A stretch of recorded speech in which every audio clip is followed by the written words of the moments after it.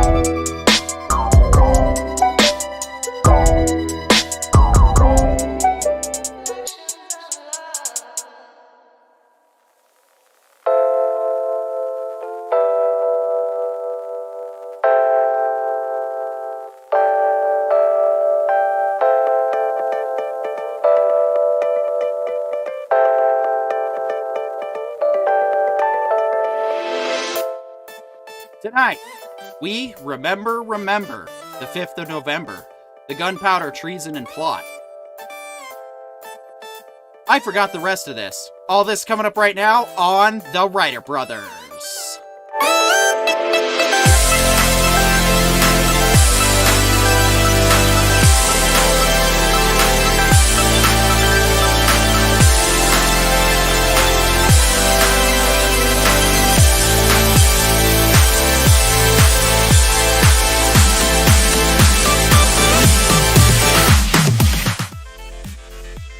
We see no reason why gunpowder treason should ever be forgot. There it is!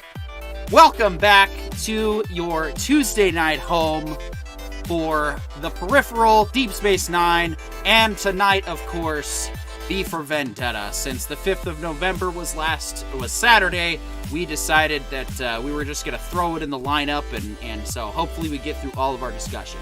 I am, of course, joined by Mr. Corione, Witch in Residence, and Pollo Zapatos. Gentlemen, how are we feeling? Obviously, I'm having some trouble remembering some things, but how are you guys doing? I'm doing okay. You know, given now that it's the 8th of November, I can't really seem to manage to give two Guy Fawkes, but anyway. That's pretty good.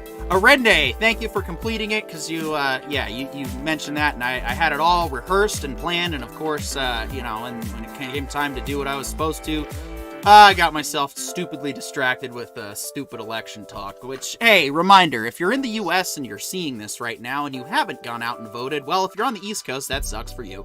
But if you happen to be in the other time zones, shut us off right now, and please, go out and vote. I don't care who you vote for, because take us today, with you to the polling booth. Today, take us in your ears to the polling booth. Fine, good, fair enough. And remember, got AirPods. Vote for Cobra. Vote for whoever you want, because All honestly, hail Cobra. The act of voting in of itself is a defiance of tyranny, and that's really what it's about today. As far as the results go, and all the other controversy that may ensue, we'll figure that shit out. But we're here to not talk about politics, except of course, the politics of VforVendetta, which is a pretty political movie. Which is a very, very political movie. And,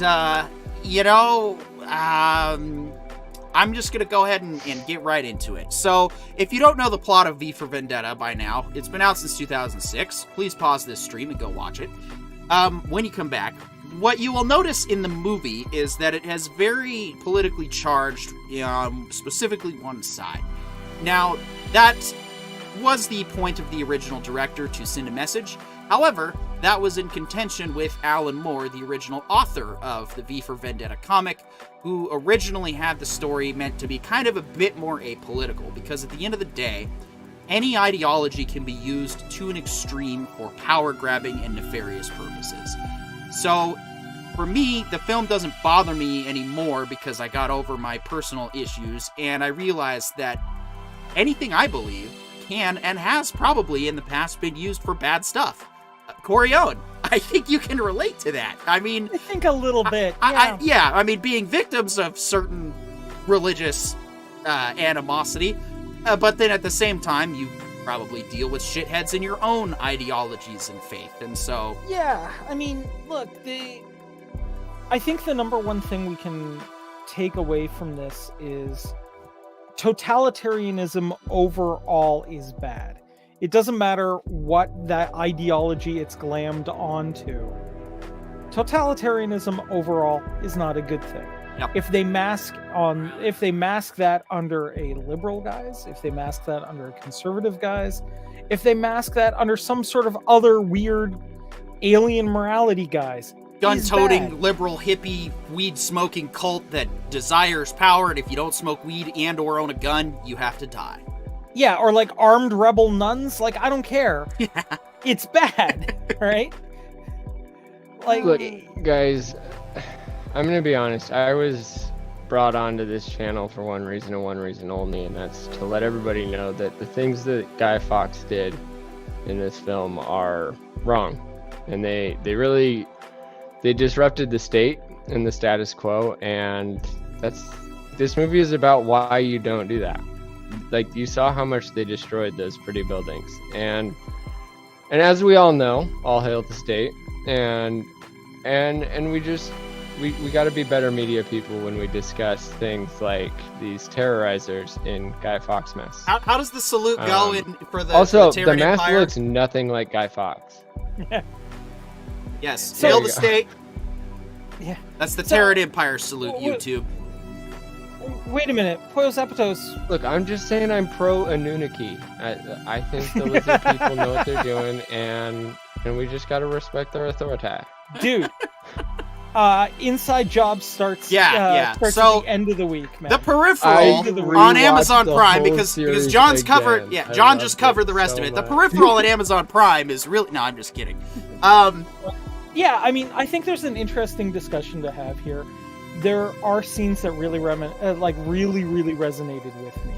Okay, and there are pieces of it. Like, look, watching V run around in his Guy Fawkes mask and go and commit acts of chaos to try to wake people up into realizing that they're living in a non-ideal environment is interesting.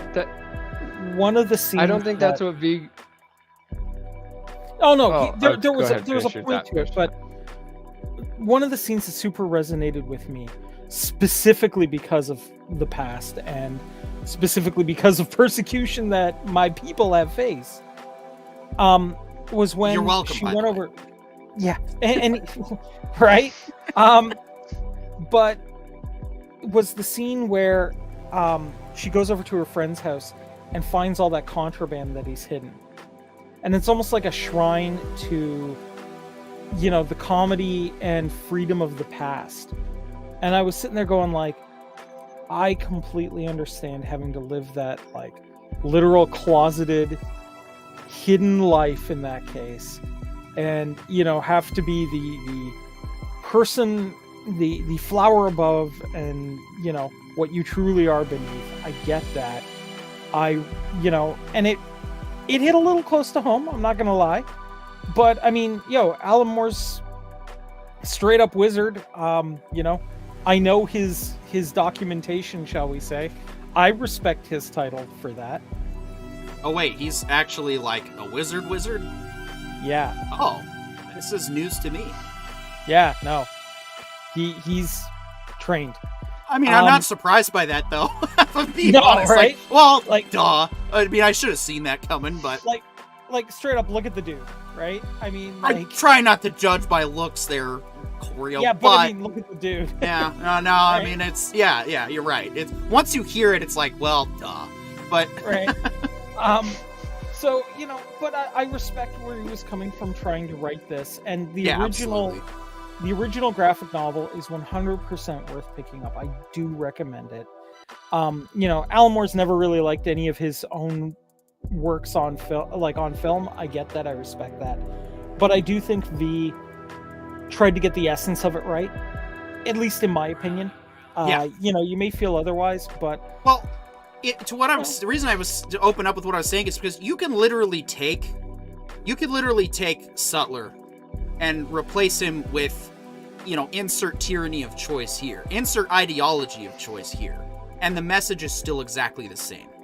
And I mean, you know, you talk about how, you know, what's crazy is you're talking about your specific secrecy and having to lie low in your faith. And the thing that popped in my head when you mentioned comedy was all the censorship that we used to have to put up with on Twitter over comedy. And it's like, we all kind of, in a way, a lot of people, regardless of their ideology, already kind of lived through something similar as well. Now, I know it's probably not as impactful. No, absolutely. Look, in that way. Empathy doesn't require you to walk the full mile in somebody's shoes. It just requires you to take a look at the shoes, see where they've been, and go, wow, I can feel the pain in my feet from walking in those shoes, right? I mean, and anytime anyone wants to be empathetic, even if it's not exactly the same thing, I respect the hell out of that, because at least they're making the attempt. Yeah. Right? And that's I think something that's been lost in the modern era, is we're not focused like that anymore, and that's a shame. Right? Empathy is a wonderful thing. It's an important tool to have, and I wish more people would use it. Yep. Arende writes in, V causing chaos to force people to wake up is similar to what Lutheran Stellan Skarsgård's character is doing in Star Wars Andor. Yeah, I mean, I would agree. I would agree. I've been watching it a little bit, and yeah, I think that's where he's going with it. I hope it is, anyway. I think attributing the definition of what V was doing to causing chaos is, if anything, it's something the state in the film would say. He's disrupting good. He's disrupting the status quo, and it's causing chaos, and we all don't know what we're doing. But V wasn't causing chaos. He was revenge. Yeah. He was the people's revenge against a mass murderer. He wasn't just the people's revenge. He was his own, too. There's a lot of personal vengeance that goes on here that just happens to coincide. Right, because he was the flip side of the virus that was the mass murder. He became Superman, whereas everybody else, and it sounds like from the world that were painted in the beginning, like 90% of the population of the world has become nothing due to a virus of these people. So, like, if anything, it's Jack Reese right back up there again. Or not, it's not Jack Reese, is it? Reese from Terminal List. He's right back at it. James Reese. Yeah. I think you got to confuse with Jack Ryan, which is totally understandable and acceptable. Yeah. But Jack Ryan, Jack Reacher, and James Reese. Yeah. James, Jack, Ryan, Reacher, Reese. There we go. We just came up with a new show. Ladies and gentlemen. Man. There you go. Yeah, ladies and gentlemen, League of Extraordinary Gentlemen 2020. Don't tempt Amazon with a good time. And because, crossover with all three of those in a movie. It's a triple feature of VforVendetta set in normal cities. Yeah. Like, one's a super rural city, one is a metropolitan like LA, and then the other is Russia somehow. So I think we just laid the groundwork for the Vendetta verse. There we go. Right, and but see, to me, like, that's like what the Vendetta is. He's not V for chaos. He's V for Vendetta. No, in his mission, it causes chaos, but I think that's because it really like light breaking through a dark tunnel is chaotic. It feels like the world is collapsing, right? Especially if you're under the ground, and as that light seeps in, you're like, oh, what am I seeing? I'm seeing, oh, and that's all this like, I'm awake, the woke ideology. And I think that's not V's fault. Just because you're waking up and realizing that, oh, there are people that agree this is not a good system, just because it's working for some doesn't mean it's working for me. And all V was doing was like, no, these people deserve to be punished because they're mass murderers and they tortured me. So I'm getting what's mine, and it also gets you what's yours. And then everybody else is like, why would somebody kill something if this is supposed to be a perfect system? I always kind of thought it wasn't a perfect system.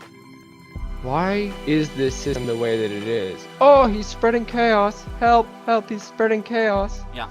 The thing that, no, you just were never paying attention. You never had a voice.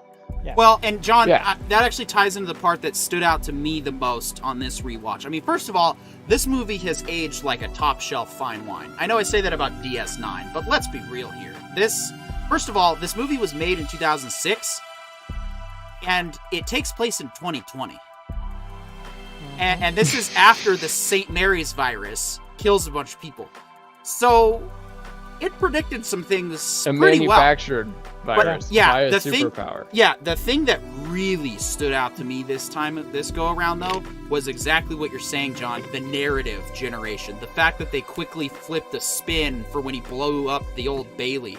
The fact that every single time they needed a new talking point, they had something planned, and it's like, I've literally watched that in the U.S. media the last 5 years, and it's like, dude, how did I not see this before? Okay, Arendi has an amazing comment in the chat.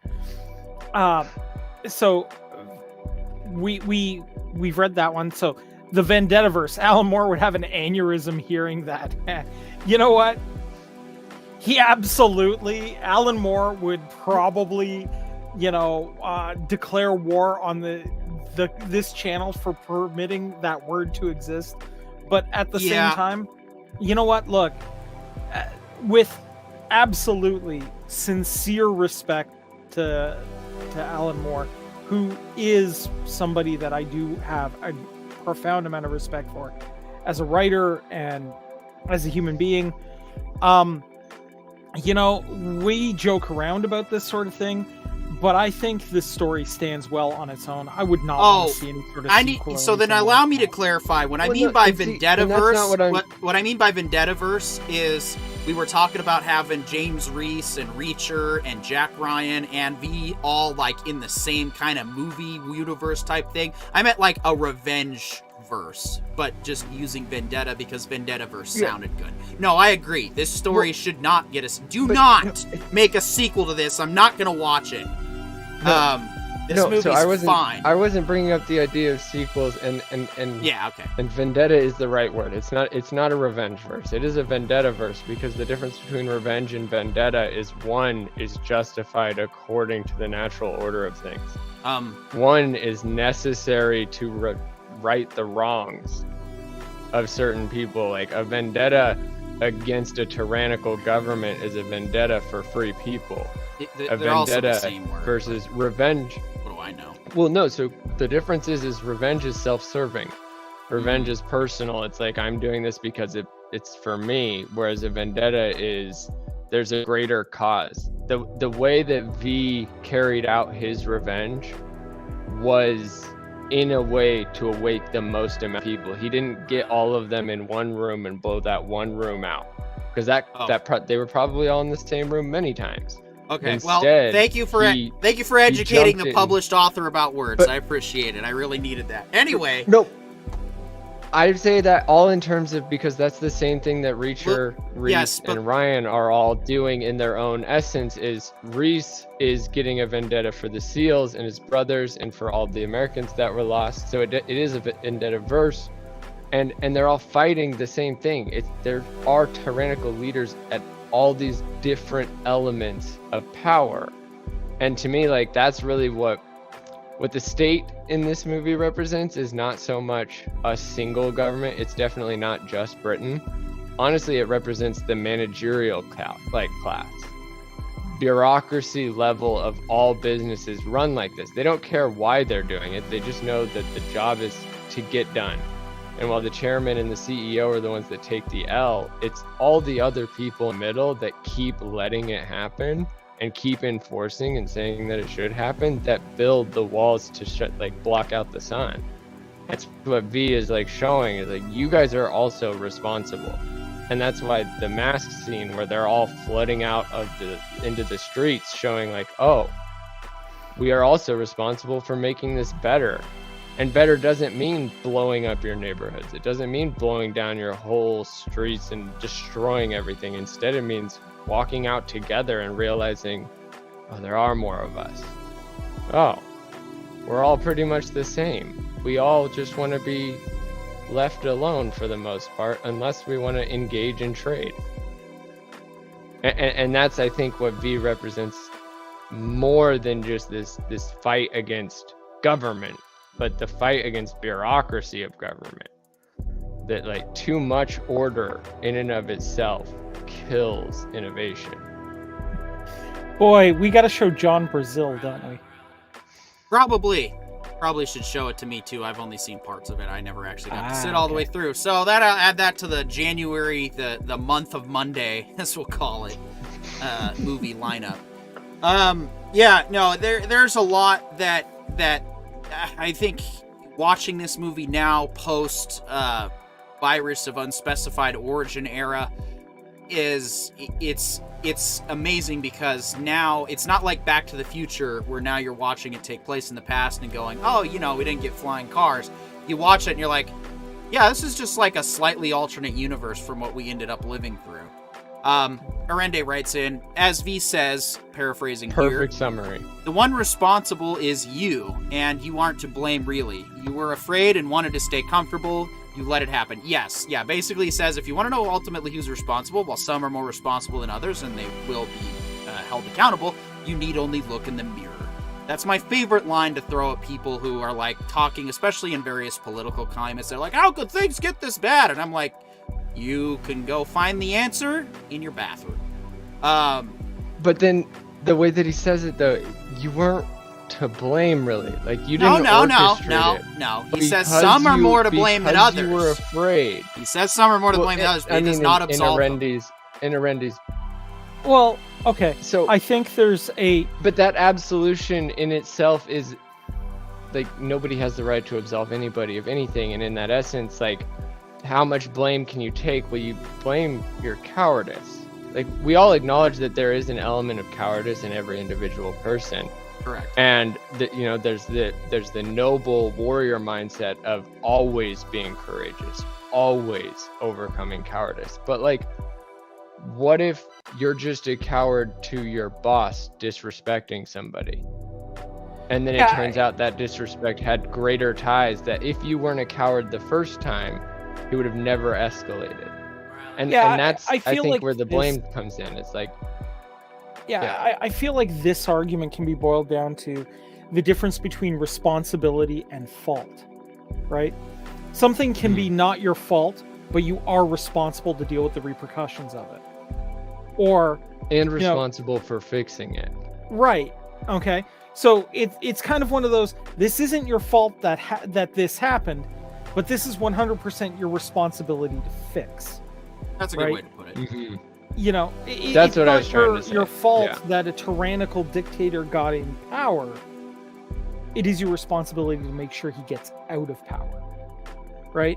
That's, I think, the appropriate way to handle that, and I think that's what I got from it. Look, we were all in a weird place. We were all terrified. We were all in unsteady ground, and this is, we were offered a life preserver to keep us going, and we took it, right? It's a reasonable thing to do under normal circumstances, but now we have to deal with the effect of that happening. And where I come from in it is everyone needs to take their end of responsibility. You know, you can't just, it's really, for me, it's calling out the people that are like, well, I didn't vote for this, I didn't do anything. Okay, but you're still letting it happen. And we're not going to be able to move on if you don't acknowledge that your inaction or you thinking that doing the bare minimum is enough. That does not mean that you're off the hook. Okay? If we're all going to do our part to try and change society for the better, we first need to take responsibility. We can't just be going, oh, it's this political party that's to blame. No, it's not entirely. Well, and it's not so much just the... Like, and there's tons of people out there, almost all of them. It's not about the parties. Like, it's the fact that there are parties, and people are, and that's true. But at the same time, look at how this movie, look how this movie represented how you should act as a group. The mob mentality of this movie was not grab your guns, grab your fires, we're burning everything down. No, instead, the mob mentality was put on an anonymous mask, and everybody just stepped towards one location, and you just walked. Like, at no point did they threaten the police. They just walked in their direction. And that's what the mob mentality should always be. If you find yourself in a mob, you should never be rallying for anger and violence. Instead, the fact that there are so many of you is the voice in itself. And in a silent movement, that's terrifying. But you saw the way that the police ended reacting. Like, they couldn't accuse them of rallying anything. You couldn't accuse them of doing anything wrong. Nothing was breaking. You could hear the pins drop. And that's, to me, I think that's like a thing that a lot of people don't credit this movie for enough. Is like, throughout the last few years of like seeing how people respond to things they think are tyrannical, like, it's very destructive. But this movie, which is literally person versus tyrannical state, and the only person doing any destroying is that one person, and the rest of the people that are joining in the revolution are silently joining and silently supporting and moving with him at the right time. And suddenly it's like, oh, everybody's in on this? Yeah, it brings we all agree? Okay. Brings new meaning to the term silent majority, doesn't it? Yeah, exactly. And that, to me, is like, that's how we find out better who our friends are, because like, I bet you 99 out of 100 people I've met in my life don't actually have any will towards me. Yeah. And I don't know that for sure, and that's a terrible thing to assume, but most situations that like we go into, we're trying to find friends. Everybody, even the other person at the other end that you're like, I don't know if they're gonna be my friend, they're thinking the same thought. And because of that, what this movie showed is that go out there, be bold, and yeah, if you need to wear a mask while you're being bold, fine, but take that mask off and look to your left and right, and look, it's everybody you thought was stronger, more courageous, more responsible than you. Oh no, they needed a mask too. And that's okay. And we've got a couple of messages from Merendi here. Petey, why don't you take these ones? So Randy writes, what really blew my mind is the dictator's speech with the red background and security guards, etc. was actually emulated in real life. It's like it got copied from the movie, tweaked a bit, and then pasted in real life. So Cloud World over the top, it's baffling. I agree, and that's all I'm going to say at that. That's just going to get a little too specific, but you're not wrong in your assertion. And that's to my point, is like, tyranny is such an obvious thing because it's just the biggest bully. Tyranny has and always will be the guy that's the most willing to force you into submission. If more tyrants took the time to learn something like jiu-jitsu or judo rather than boxing, we'd have a lot less tyrants, because they would learn about the ebb and flow of life and how things need to change and adapt and grow and evolve. And that's the thing, is like, guns are a part of that ebb and flow. That's why an armed nation is the best way to do it, and that's why the French did it during their revolution as well, with the Battle of Bastille. And that's the thing about tyranny, is it starts out as supporting the guy with a certain voice who says the things you like and talks the way that you like to hear, and then it turns out all the bullying stuff that you just brushed off as him being a good person because he says the things you like to hear, no, that bullying will come for you too. As soon as you step out of line. That abusive nature that he was using against the people you agreed with, he's going to use that against you as well because he's in charge because you said he is. You want to know? So, like, if somebody's taking power as a bully and they're doing it to bully other people and they are continuing to be a bully, they're never not going to be a bully. Whether they're a bully for your team or a bully for their team, they're a bully. And that's why I say tyranny is just bullying at scale. You want to know? It's not special. You want to know what I do? I mean, that's also kind of sugarcoating it a little bit, though, at the same time. But do you want to know what I do? That's generalizing it. It's because I've seen bullies at school that have killed isn't people. Committing mass genocide. Like, there's that girl that bullied her ex-boyfriend into killing himself. There's the bullies that have bullied people into taking their own lives so many times. That's what bullies do. Bullying in and of itself is tearing down somebody's spirit. A tyrant is doing that at scale. Yeah, well, I'm going to put it to you like this. You want to know what I do when candidates I happen to like or support for my own reasons? You want to know what I do when they win? The same thing I do in the event that they lose. I clean my firearms. Okay. Now, we have a slightly different political system up here. So instead of two-party system, we usually wind up running about 4 or 5. 2 parties. Good one. It should be a comedian. Well, normally we run like 4 or 5 parties at any one time. Smart. And honestly, the thing I do on every election is I call all the candidates and ask them the questions about what I want to know. And no party has my guaranteed vote. I base it on the issues that matter to me and what their responses are. And the ones that I like the most get my vote. And the ones that don't provide me answers with what I'm looking for out of the system, they don't get my vote. And it's that simple. I got lucky this time. We got some really good guys in for my local area, and I'm super happy with them. But you know, at the same time, that's a leader picking a leader. That's how you do it. That's leadership. You're being a leader by leading your personal choice towards the best leader according to your personal choices. Like that's not bullying. That's being responsible. That's what I'm saying. That's what I mean to say. Yeah, and I think that's honestly the best way in a democracy to operate is if you can't go to the person representing you in that democracy and say, look, these are the issues that concern me. Can you provide me answers about these issues and what you intend to do about them? Yeah. Look, if that should be the number one thing that any responsible, civic-minded individual does. Yeah. And that's the definition of a representative. You're supposed to represent me, therefore you should get to know me. And if you won't let me do that, then you don't represent me. You represent whoever you let get to know you and whoever you choose to get to know. Yeah. I love that. I think that's again, like that's a lot of what this movie showed is V was getting to know the people he was trying to stand for. And he attacked the people that he felt were the most responsible in the most gruesome of ways. And then the people he felt that didn't deserve it, he didn't take it out on them. That's it.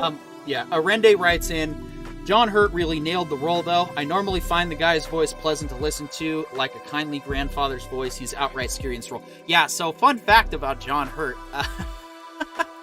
He actually plays the... Sutler. Which the dictator. The dictator. Oh, man, yeah. Yeah. He was good. What's ironic... Ironically enough, John Hurt actually plays the main character in the 1984 movie adaptation. Mm-hmm. I will also say this. John Hurt is live long enough to see yourself become the villain. Yeah, that's exactly it. John Hurt is a family, favorite around here. I guess is the best way to say it. He's my wife's favorite doctor in Doctor Who. Especially interesting given that he only shows up in one episode. Right? War Doctor. The War Two Doctor. episodes technically, Corione. Yeah, okay, fine. But it's all part of one episode. Yeah, you were insistent about Emissary Parts 1 and 2, so now it's coming back to bite you. Fair enough. I will accept the criticism. Ignore it and then move on. Yeah, right, like we always do, because that's really what we mean by restoring respect in a discourse. This is actually what we think of your opinions, Arende. Just kidding. No, it's all good. We do bust balls, though, shamelessly. That will never change. That's it. And we should have just called ourselves the Ball Buster Bros. We'd probably have like 1,000 subs by now just for that name. Fair. But anyway. But yeah, for the record, also, John Hurt plays the Dragon in the Merlin CW series, and he's fantastic in that role, too. Like, anytime you give that guy a scenery to chew on, he's going to do a fantastic job of it, so. Yep. There we go. So yeah, he's good. No, I also his part, and I was also shockingly surprised that Stephen Fry, as Gordon there, actually wasn't terrible, which is unique for Stephen Fry.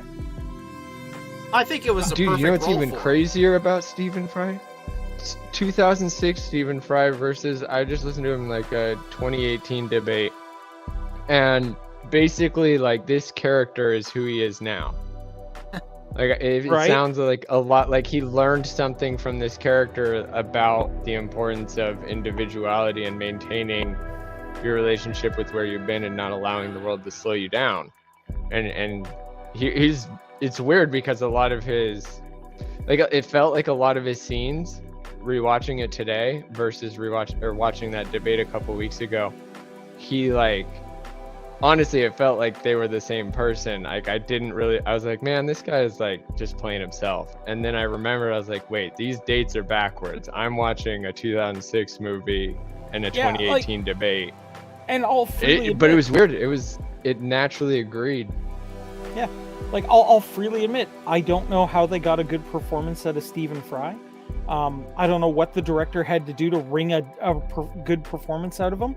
But other directors take note. That's apparently how you have to deal with Stephen Fry. I suspect that there might have been a bullwhip involved, but, whatever was needed, it worked, right?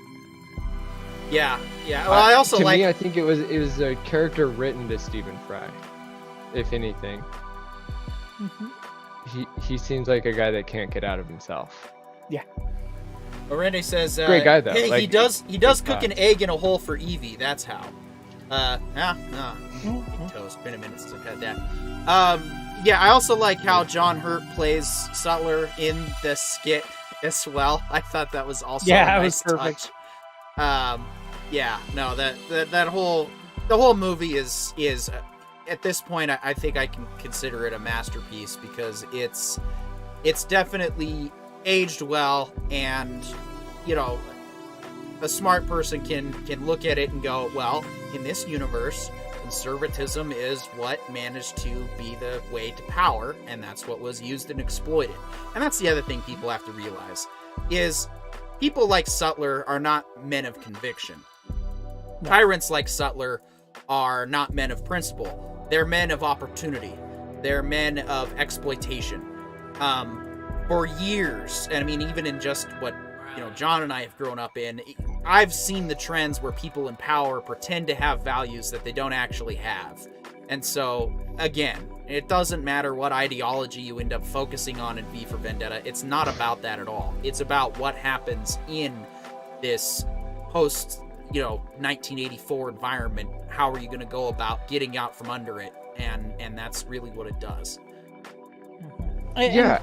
To me, go for it, Corian. Oh, and I was gonna say, and Guy Fawkes as the symbol for this is an interesting choice. Yeah. Because you've got to remember, I don't know how much history you guys got of Guy Fawkes himself. None. This is the United States. They don't want us thinking about him. Yeah. Okay. So basically, a dude was Catholic in Protestant-controlled England and decided to blow up Parliament because, screw those Protestant guys. I want to install a Catholic, effectively, dictatorship over England. Right? And they canonized him basically for it because, look, you know, he held to his convictions that hard. If you're going to go that hard to the paint, you know, at the very least, we can respect a guy who's willing to go there, even if we don't agree with him, right?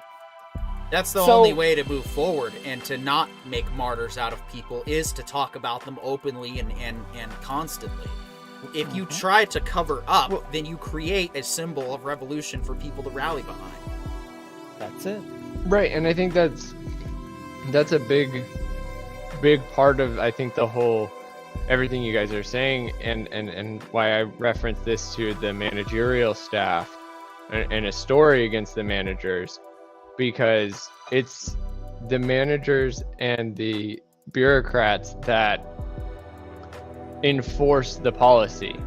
Like there's a lot of people that are running around saying certain laws are unconstitutional, and you know, whether or not a judge has decided it, like that's what the Constitution is supposed to be interpreted. And that's why police officers are humans, is because they're supposed to interpret the law and the situation accordingly, and there's supposed to be a gray area, and a human intelligence is supposed to decide the best resolution to that gray area. But instead, due to managerial bureaucracy enforcing order, now not punishing laws, not enforcing the law, leads to a lower budget, leads to less chance of detention, leads to less cops that are willing to deal with the gray according to the gray, and instead deal with the gray according to quota, deal with the gray according to financing. And so suddenly morality is no longer the question. The question is, do I have to get a certain number of tickets before I get yelled at? Oh no, I've got all my tickets. Okay, great, I can deal with it. Yeah, oh, you're having a rough night? You have a good night. Oh, lights out, I don't care. Oh, I need to get tickets? Okay, everybody. Oh, your lights out? I don't care why. You're getting a ticket. Oh, you're going too fast? I don't care. Ticket. And right.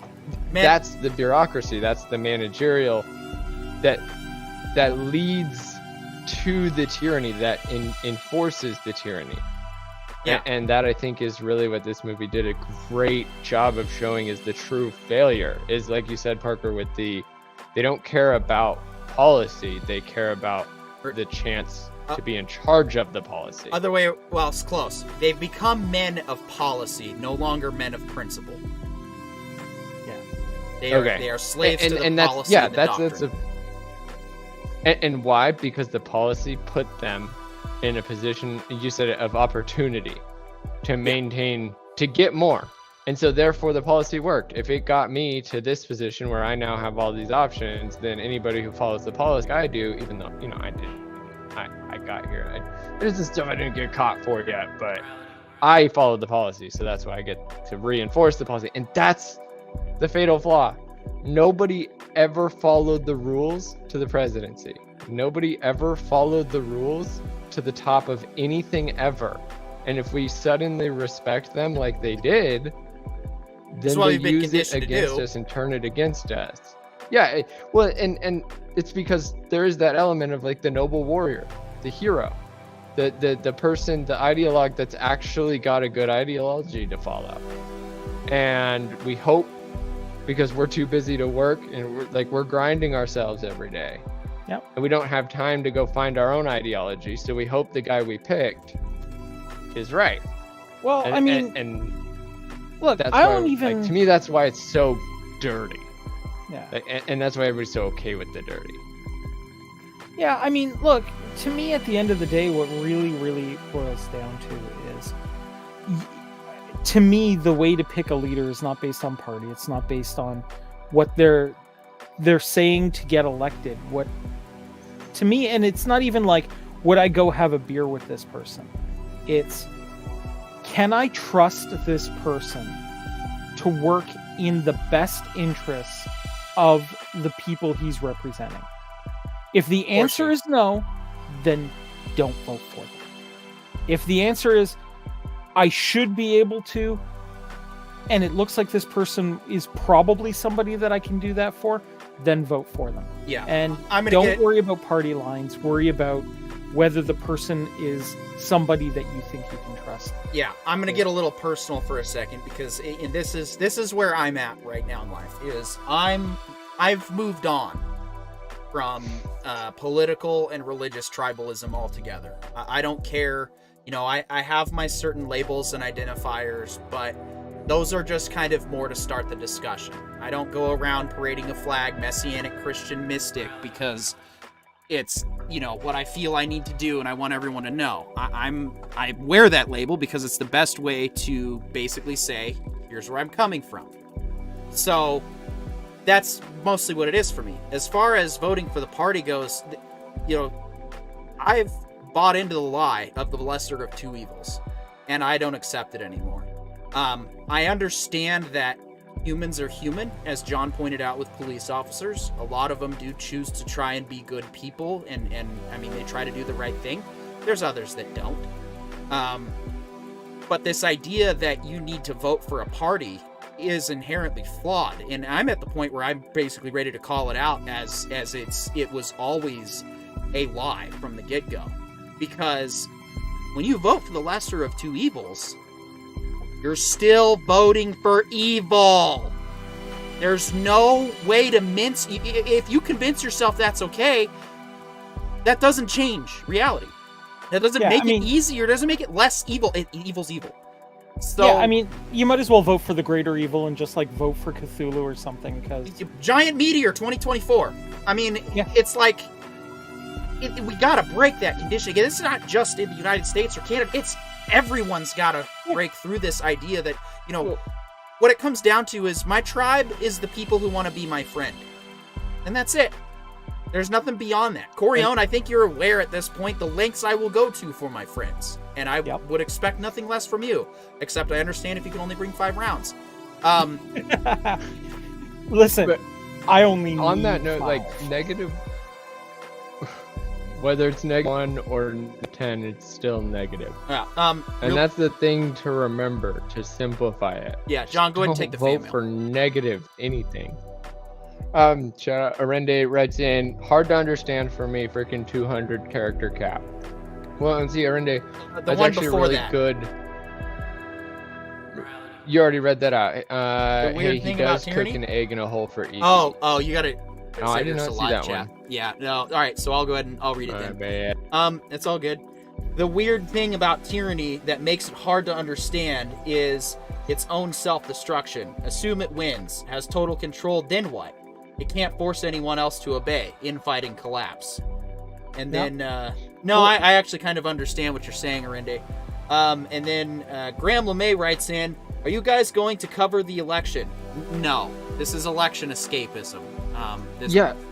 We kind of are by doing VforVendetta, winning. But yeah, listen. Cobra is currently winning. Yeah, listen. First, all of the votes in all of the elections. Yeah, my personal thing is, in an environment where you can vote for Cobra Commander, if you're not voting for Cobra Commander, there's a problem. But, well, it's like I just said, if you're voting for the lesser of two evils, you might as well be voting for Cobra. Exactly. But look, Graham, you've always I appreciate said that, everything. Look, I appreciate that you really do want to, get election information. We're not political pundits, we're pop culture pundits, but what we do try to do is take, important events going on in the world and put them through the lens of pop culture. And I think VforVendetta is a perfect way to discuss whether, there's been a lot of talk about how this election is super important, and the Americans are fighting for the soul of their government right now. Yeah, they've been saying that since 2000, basically my whole life. But anyway, continue. Right, but let's talk. So let's actually talk about what it means to have a soul of a country, and VforVendetta is the perfect example of a fight for the soul of a country. Right, and that's the other thing. Every election ends with one side thinking that the world's going to end. At least that's how it's been since, I want to say, 2008. And the thing is, if that's how you feel, then it means we've ceded too much power to those positions. This is when your team loses, if you really care about your team that much, if your candidates lose, this should be your reaction. Maybe next time. I got work in the morning. Gotta go to bed. I got a life to continue. That's how much little relevance it's supposed to have in our lives. You know, I mean, really, it boils down to, if your guy doesn't win, okay, how can I work with the guy who did win to bring forward the issues that I need resolved in a positive way for everyone? He must calls him a pooping head. They always pooping head all the time. The losing team is pooping head. The winning team is pooping head. It's all poop. To me, to tie in both of the, because I didn't read Arenda's message, but it's actually a great one about tyranny being a self-destructive system. That's the worst part, is it's not self-destructive. It's self-sustaining and self-destructive. It's not well, yeah, dude. No, it depends on your definition of destruction, because I'd say it's perpetual if you claim self-destruction destruction in terms of, well, again, it depends on your definition, because like there's the idea that it destroys, you know, entire generations, and then those generations have lost all the opportunities.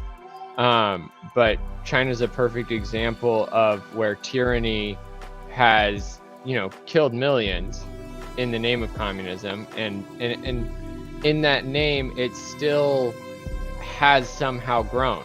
Its tyranny has only gotten better, like all the way to the social credit score. That's the definition of tyranny. The state is judging how you rate according to the society as a whole, and in their standards. And in that essence, right. And so at that point, like, this is proof that tyranny did not self-destroy, because tyranny started with the Dong, and Xi Jinping is still perpetuating tyranny, and it's a different flavor, but it's the same result. People are oppressed. Okay, so I would say that, and that's why I say it's not self-destructive, but China's also never invented anything as cool as anything we've invented. They've made better improvements on everything we've ever done. They have better Wi-Fi, they have better phone capabilities, they have better connections, but they don't have innovation.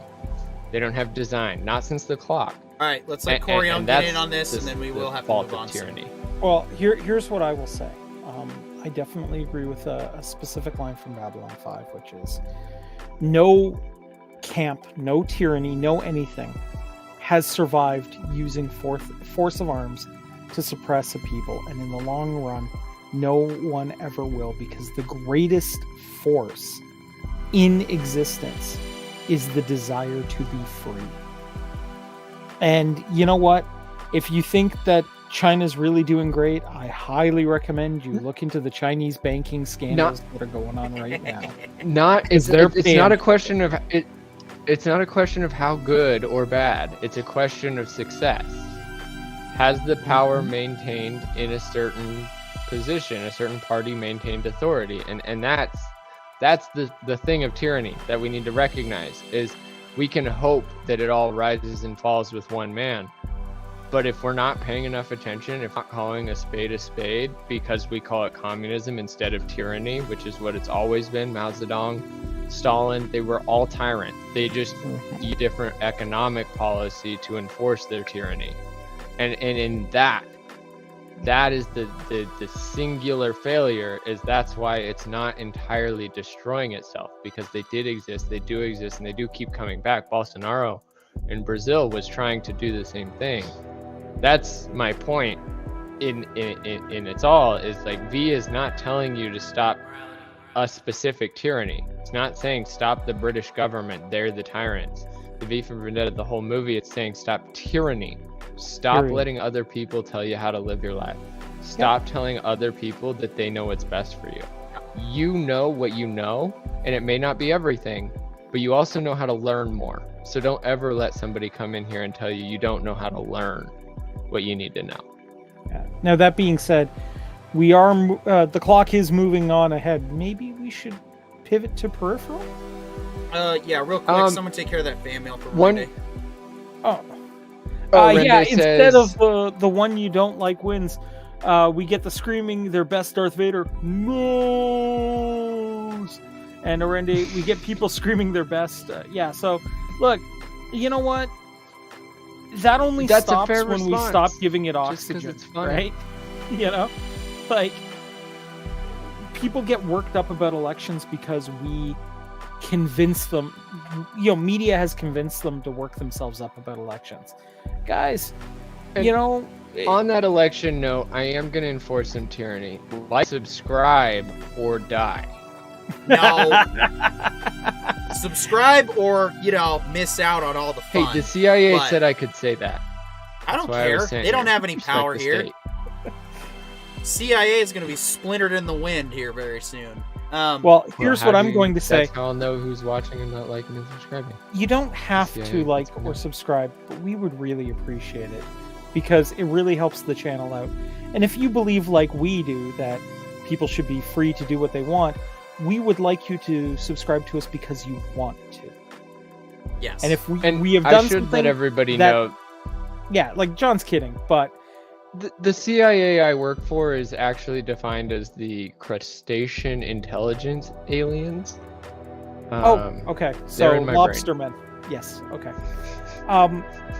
But yeah, and like, if we're not currently earning a sub from you, tell us why and we'll try to fix it. Yeah. We want to. Hell yeah. I appreciate that. That's a great call out, Corian. Yeah. Let us know what's not working. Yeah. So we definitely do want to talk about why the Peripheral is amazing, but of course the lights don't just keep themselves on, unfortunately. And so with that, it is time for our quick sponsor shout out to Diesel generators. CNC Sutlery. Yeah. CNC Sutlery provides all of your Civil War supplies needs, ranging from uniforms to tents to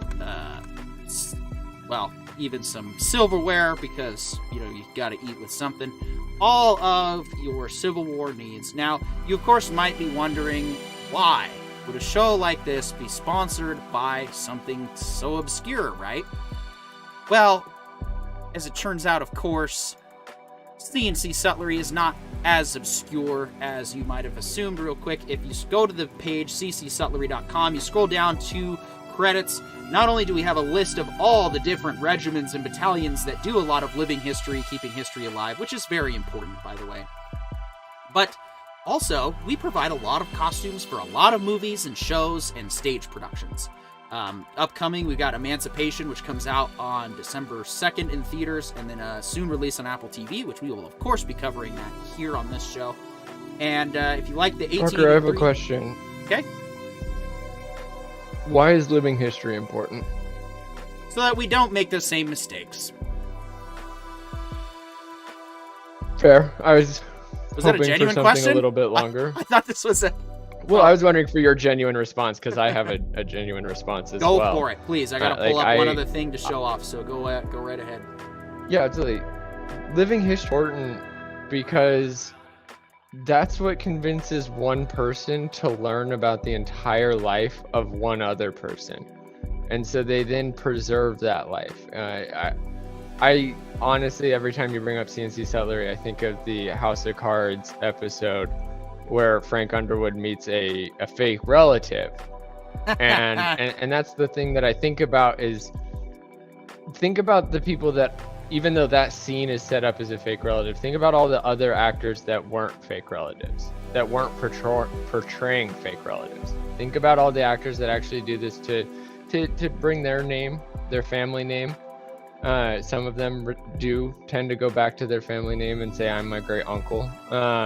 And that's beautiful. That's what living history is. That's when we say preserving living history, we don't necessarily mean preserving a specific point in living history. We mean the totality of it. If there's a group that is preserving history, we encourage that. If you go to the sale page and you scroll all the way down, you're gonna find that you're gonna find some of these nightcaps.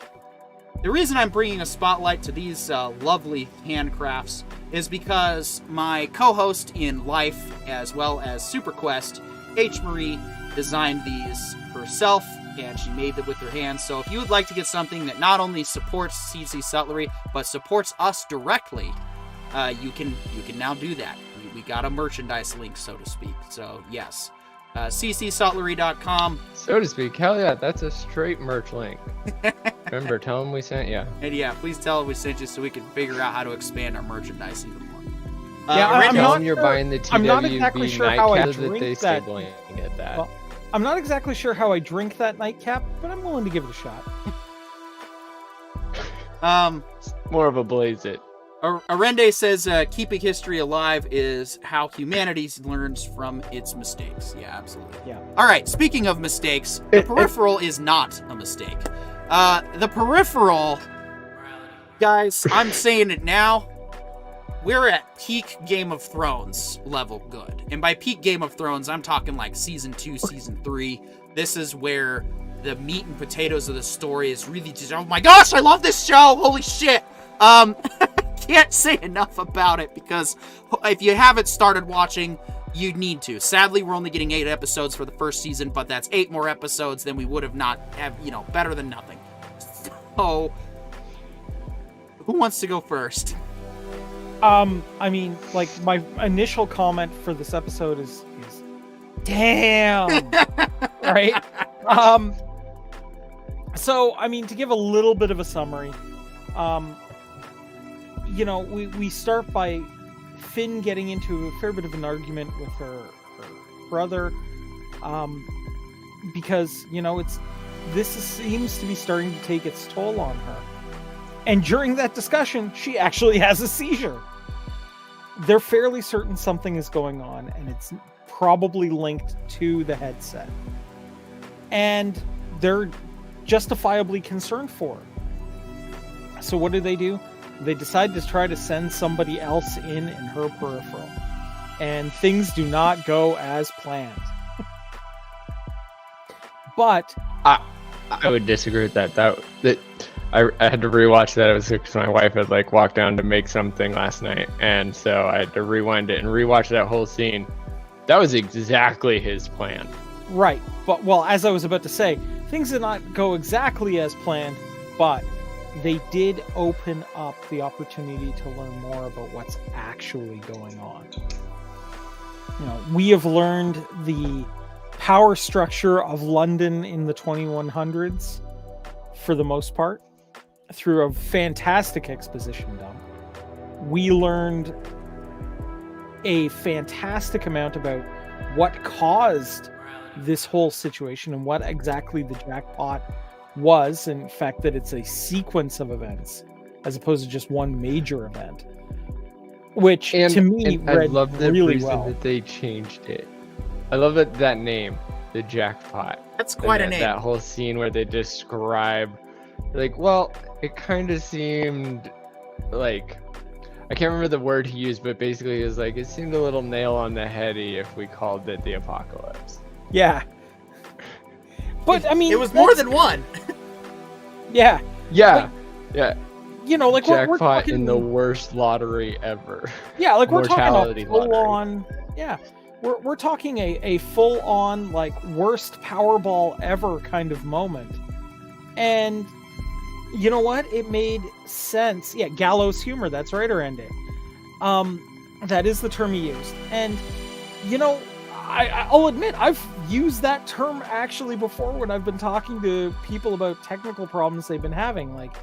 The chances of this happening are probably the same as you winning the Powerball, but here we are. And you know what? That's probably what it boiled down to.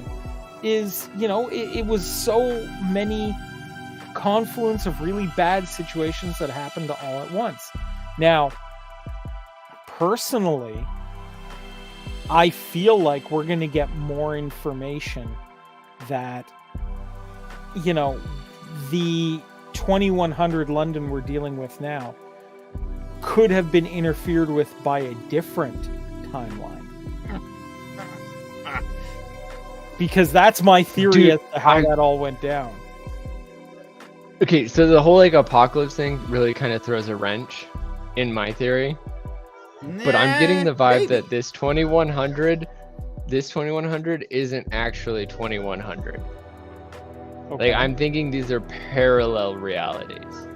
Because that whole he killed his whole family scene Lev did, I was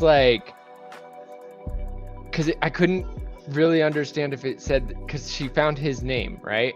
Yeah. And so they said it was a family name, but the person that she found was killed. And so I really got the One vibes. I don't know if you guys remember that Jet Li movie. Yeah, I The do. One. I actually thought it was... I was getting that vibe, especially his discussion of killing the family. He's like, it really made me feel more alive and free from dealing with that choice. And I'm like, that's some One energy. Well, I was sitting there going like... Multiverse genocide. What a hell of a concept. Right? I mean, because beforehand when we found out that he's basically, a mob boss, right? I was sitting there going, before this I was going, for a mob boss, he's not that terrible. And then I'm like, oh, whenever he finds an alternate reality, he makes sure that the first thing he does is kill himself and anyone who associated with him off. Oh, okay, no, there's the mob boss. Okay, gotcha. That was the worst part. That was, to me, that was the worst part about that scene, was we legitimately watched him make that decision. He was like, as a matter of fact, I'm going to probably have to make that a policy going forward. He hadn't decided whether or not he was going to do that yet. In that scene, we watch him decide, you know what? Yeah, I'm going to do that every time from here on out. That was the gangster of him, is he was willing to have that conversation with the guy who was reporting a potential tragedy. This guy came at him and was like, sir, some bad news. And he's like, oh no, that was me. And then he goes, oh yeah, I'm probably going to make that policy from now on, by the way. I know you have a moral compass, but don't. I don't. It puts a new spin. Oh no, he's telling him not to. Yeah. He was like, this is who you work for. If you think you can change me, I kill me. Every time I come across me. It puts a new context to the Lit song. It's no surprise to me, I am my own worst enemy. Yeah, right? Because now he is his own worst enemy across multiple times like that. I had to pause and look over at Hannah, and I was just like, multiverse genocide. This is a new one. This is why I love shows like this. This is sci-fi at some of its best. Is it more fantasy leaning? Sure. I'm not going to argue that. I'm more focused on the fact that this is what I love when sci-fi comes up with something that only sci-fi can come up with. When it's something so just out there. And it's like, now we have all this multiverse stuff going on in the MCU, and obviously it's been a staple of Star Trek since, well, the beginning of Star Trek. And now we're not only just gonna bring up the ethics of what they're doing, they're straight up just genociding timelines for their own personal gain. That is, well, wow. I thought that was such a beautiful thing, especially in the exposition that we get. Beautiful in sort of Hitler sort of way. I agree. Well, no, I mean beautiful in a writer's ability to get that conveyed all the way across. And, well, I mean, dude, that's my favorite part about science fiction and science fantasy as a whole is the idea that you, as a writer, can deal with the most immoral realities and not still be an immoral person, because you can be writing a hero that's going to solve this problem eventually, while at the same time you still have to make that problem as big and dark as you can, and the better writer you are, the darker it is. And I loved how this universe was so clearly constructed against all the rules that they had created for themselves. Yeah, they're saying it's several apocalypses in a row, less people, but the people are alive are really smart. Yeah, I'm gonna actually jump in on that and say I disagree. Dark does not necessarily equal good. And I think, ironically enough, Game of Thrones is a good example of that. The way they handled the whole Red Wedding situation in GOT is an example of why dark doesn't always mean good. Because while it was shocking, all the horrible stuff that happened, honestly, that was one of the worst show-running decisions I think they made early on. Of course, I was called an idiot and a dumbass for it, but of course, who ended up being proven right in the end. So see, let me finish, this is please. where I disagree. Let me finish, please. Okay. I haven't made my point yet. So the red wedding is like, oh, they kill everybody and it's shocking, and then they follow it up with like a really boring episode that doesn't do anything or even set anything up for any potential retribution. But everyone always talks about how, oh, it's so amazing, but then they go further and they recycle the same formula. By season 5, we've seen all this stuff like, oh, Jon Snow died? Okay, we've already seen the shock and awe, and so that's why I think I probably just disagree with your phrasing, but go ahead and so respond. So I hear you. Oh, hold on. Now you may respond. Yeah. No, I'm just kidding. I'm gonna pull in this Arende write-in. Arende writes in, gotta admit, I had a hard time understanding why he would murder his ancestors and other minds, and I had to reach this conclusion, shits and giggles, and even that made little sense to me. So this is the part that I really like about the show, and this is what I mean by dark. So dark, and I think it's weird you went with the red wedding. I think the failure when it comes to dark on Game of Thrones season 8, and the battle in the dark, where they literally just made it black and made you imagine that there were hordes fighting. I mean, that's more of a visual thing, but hey, it works. That's suspending your disbelief, but come on, guys, millions. And you turned off all the lights. But also in the dark that I'm describing, it's about the description of the dark. So to answer this question, why would he kill all of his ancestors in other timelines? It's so that none of him ever come back, never compete, never attempt. No rivals, but no rivals in the person that he sees as his only opponent.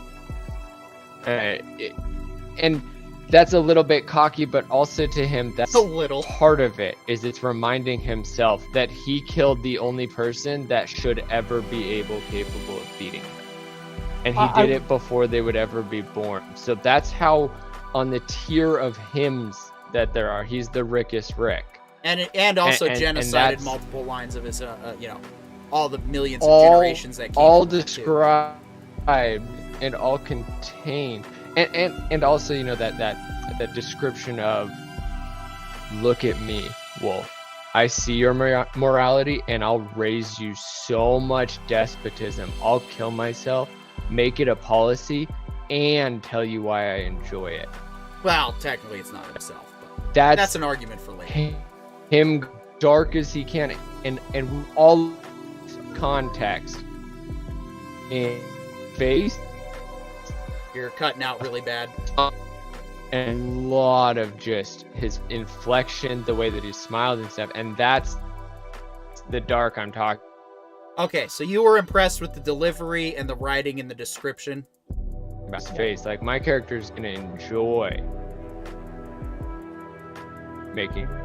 I think someone's trying to talk on the phone. Your dial-up connection's having some apologize. issues. Yeah. So for me, what I took away from it was this: that there was a part of him that was like, the only person that could ever possibly beat me is me, and therefore I have to stop any potential me's from existing. But there was another piece to it too that I thought could be at play here too, and that's these other hymns are a look in the mirror. He knows he's evil. He knows he's hilariously mustache twirling evil. And there's probably a part of himself that really, really hates that evil exists. It's why I think there are certain people that, if they were to ever meet themselves, the only thing they could do is beat themselves to death for being faced with the level of malevolence that they actually have and that they know they have in their heart. Personally, I feel like if I round up running into another me, I'd be like, oh, we are going to get up to some really, really weird shit very quickly. Like, we're talking like giant animated Pac-Man weird shit.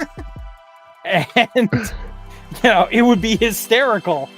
But, that's the kind of person I am, is I would understand that the other me would probably be like, yeah, let's do something really weird because it would be fun.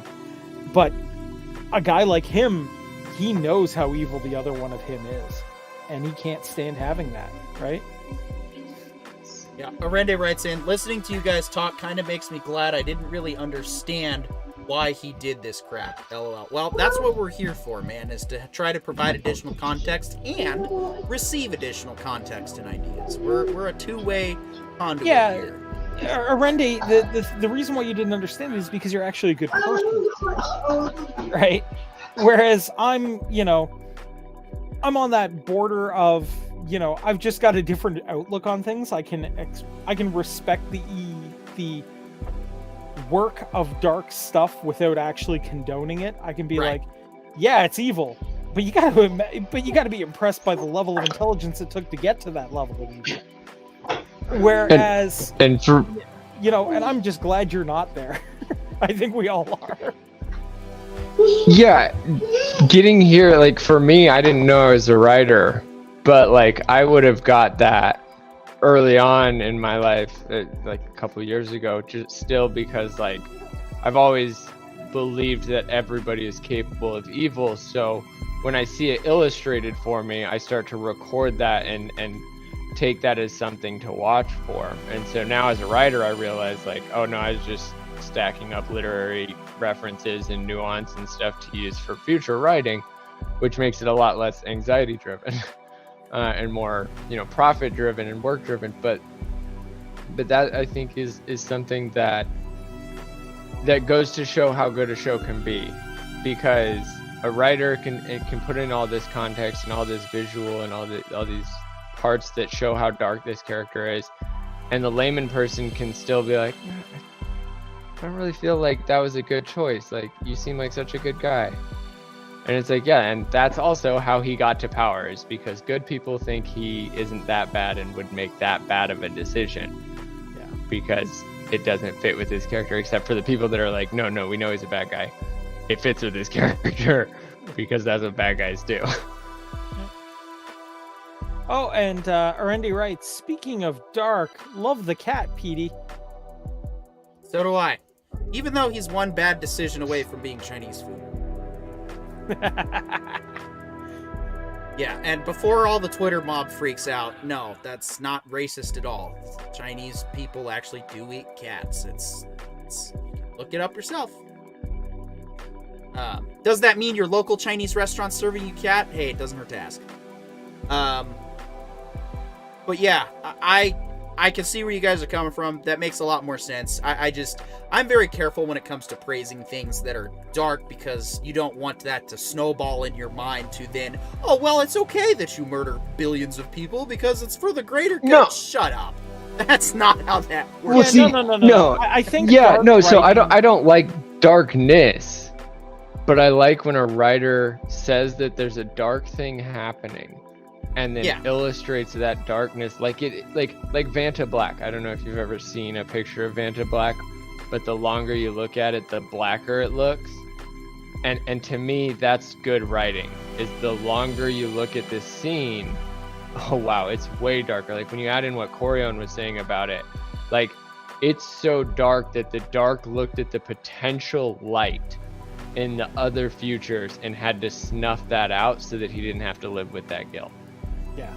It's a good way of putting it. And that's the darkness that I like to see. Is it's not necessarily like, oh, dark is a good thing, it's a good color. It's like, no. But if you're gonna put dark in there, it's only good if I want to kill myself. Make it clear how dark it is. Yeah. Well, but see, I've been trying to be on Team Wilf, and now I have a more illustrative reason for when he burns these people, which I feel like is inevitable with his character. Like he is going to sidestep them and help Alita over him, which was, stated in this movie episode. Now I don't care. Like a gangster got. Oh well. I want to, and that's what to me, like that's what, like if you illustrate the dark correctly, that is what gives Wilf's betrayal less shame, less of a betrayal feeling, and more of this guy gets what he deserves. Yeah. So before we move on to DS9, I do want to point out though. So we had a lot of exposition, but it was solid, entertaining exposition. But I also, what I want to say though too, reason why this probably might, I don't want to temper expectations by any means, but this could very well end up being my favorite episode of the season, simply because of the excitement I felt by the end of it. Even though I was mad it was over, the fact that that two others are now going to get peripherals and are going to get to go run around in this future alternate timeline, that I was like so jazzed for. I was like, oh, that's the direction this show's going. Okay, this is now, like, not only are we cerebral and we're dealing with some tough concepts and some nuanced concepts, now we're gonna have fun. So we're getting everything with this show. That's such a great point. Just one last thing to hit on that this show's doing so well is that was a scene early on in the episode where they're trying to decide who's gonna go in, who's gonna risk getting whatever Flynn got. Yeah. And as soon as the sergeant, I can't remember his name, the paraplegic, but as soon as he hears that there's a body on the other side, and as soon as he volunteers, nobody's like, well, bro, we and that was the light. It was like, here's a guy willing to sacrifice themselves, but also like not in any way like a team. Like, it's for once, it's not the guy that's the most capable superhero going and risking being losing it. Instead, it's a paraplegic getting a win out of a risk, but it's a win that he wants bad. Yeah. And they got to satisfy that. So that was that light penetrating the dark. Yeah. And that's what this show's doing. Yeah. So I did make a morbid joke about it when I watched it, and I was like, watch him put on his headset, and then he wakes up and his peripheral is just a torso. So instead of getting to experience a body, he gets to just be grateful you even have an arm. Oh. I know. No, I have a feeling they're going to give him a full... I do. I know. That's this show's not going to be that cruel. If it does, I'll be impressed, but I know he's going to get his body experience, and then he's probably going to have an existential, I don't want to leave ever again, and we'll figure it out from there. But no, I thought of that. I was like, what if seems instead like the kind of guy that knows his place. Yeah. He seems like the guy that's taking advantage of the theme park that is being a peripheral, but he also is like, I'm not going to live in fantasy world. Probably. We'll see. And that's what I like about his character. But I don't know. I could see that whole thing happening as like repayment for the window. Yeah, well, it's like, the fact that you'll get the other limbs when I get my window fixed, and then the rest of the show just never give him the extra limbs. Yeah, well, for me, the reason why I'm not so sure which way he's gonna go is because of the way he reacted when he got pulled out, or when he got kicked out. He was like, "Send me back," and I was like, "Oh, this could have more consequences in the long run than we realized." Which, again, talking about good writing, that's some pretty solidly good writing. Arende says, or prosthetic 3D print plans, they can transfer data between timelines. That's true. He could end up getting replacement parts. Oh, yeah. Yeah, I mean, in theory, they could build him a peripheral body that he operates in his own timeline as his body. And he just lies in a, IV drip matrix plug-in. Every gamer's dream. So in that case, we're just going to casually ignore that, like, super obvious foreshadowing, dramatic irony, where she goes, oh, the nuclear silo that blew was where she lives. We're not going to ignore it. There's a lot to cover with this episode. We might only be able to talk about one DS9 now. Thanks for bringing that up. Well, there's so much. Okay, so the thing about it is, what we're getting here, in my opinion, is we're getting prophecy, right?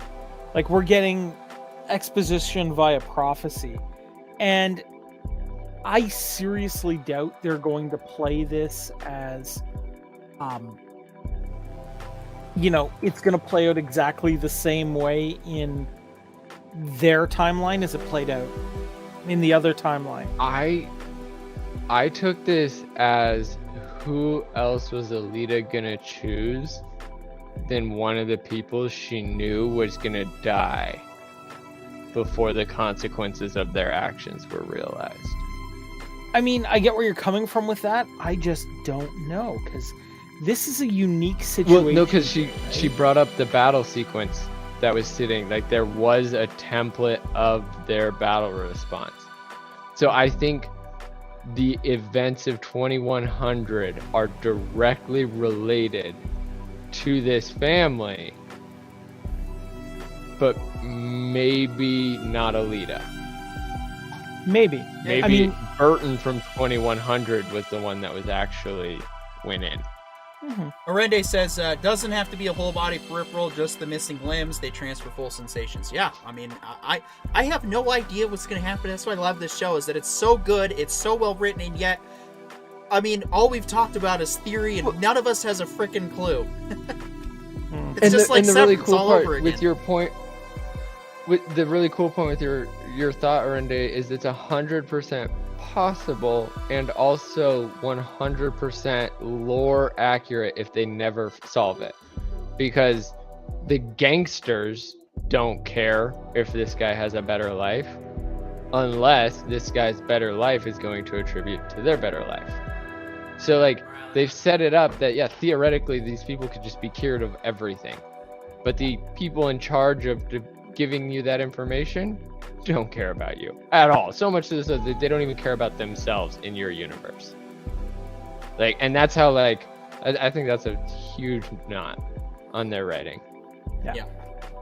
And then there's some kind of love triangle crap, but you know, that's whatever. Any last final thoughts on this week's the Peripheral before we move on to DS9? Watch it, follow along, join us. It's so fun. Yeah, if you're just now hearing this and you haven't been inspired to watch it, I'm impressed. All right, moving on now to again. Speaking of I'm gonna go ahead and circle back to politics with DeepSpaceNine's controversial head scratcher. By controversial, I mean in universe. I don't know if the reception was controversial. Perhaps our resident DS9 expert, fellow DS9 expert, can shed some light if there is any. But progress from DS9. I will read a quick synopsis from IMDb. The Federation is helping the Bajorans to tap the molten core of the moon Gerardo. This will provide much needed energy for the hundreds of thousands of Bajoran citizens, but will make the moon uninhabitable. All 47 known inhabitants have been evacuated, but Dax still detects a life sign. Major Kira Nerys beams down to investigate and meets three people: Farmer Molabok and two mute helpers. Molabok invites her to dinner and makes it perfectly clear that he has no intention of leaving. Although he is very stubborn, Kira starts to grow fond of the man. Meanwhile, Nog overhears his Uncle Quark punishing his father for buying 5,000 wrappings of Yamek sauce. Loved by Cardassians, but hated by the rest of the universe. Secretly, Nog and Jake try to sell the stuff for bars of Latman. They contact a Lysepian trader, but he only has self-stealing stem bolts to offer. So, John, what did you think of the episode Progress? I love it in every sense of the context of Star Trek. Like, it deals with this idea of like these people are becoming radically more technologically advanced, and yes, they've finally like developed a reason to or an ability to heat and provide energy to a lot more people, but instead of, you know, like waiting this other person out or convincing this person or waiting the sustained time for the other drilling, instead they're like, no, because we can, we have to. Yeah. All right. Coriel, what about you? Sorry, I missed that last little bit. The DS9 episode Progress. What did you think? Progress? Sorry, I thought we were on If Wishers Were Horses. We were. That's the next one. Progress is the one before it. Oh, okay. I've got it in a different order then, because I had I had if wishes were horses first. Okay. Perform a massive energy transfer by tapping a molten core. Yeah, I remember this one. Okay, so, look, this is a weird sort of situation because it really boils down to, is an individual's right to be a stubborn jerkwad more important than a society's right to, potentially survive well, is really what it boils down to at the end of the day. And I feel like the answer is you can't have a hard and fast rule about it at all. There's got to be some sort of unique and balance point between, allowing a curmudgeon to just be a curmudgeon and live his life and what have you, versus, the needs of a society, right? And I get that people want to have the freedom to dissent. I personally will always kind of land on the philosophy of harm versus help. And if it's helping significantly more people and it only inconveniences others, then I'd be inclined to go, well, we should try to make accommodations wherever possible. But this one doesn't have an easy answer. There is no easy answer in this situation. Well, we're trying to figure out before you get in, John. Before you get in, we're trying to figure out the balance between standing your ground when the FBI is rolling its tanks on your compound, or sitting in the street and not letting ambulances through. That's kind of somewhere in between there. Okay, so I don't think that was the actual question. I do agree that this guy comes off.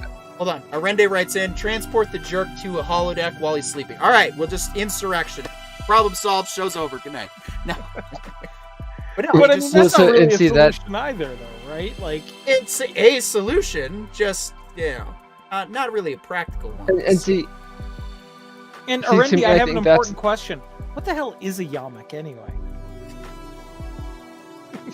Uncultured I assume swine. it's some form of tartar.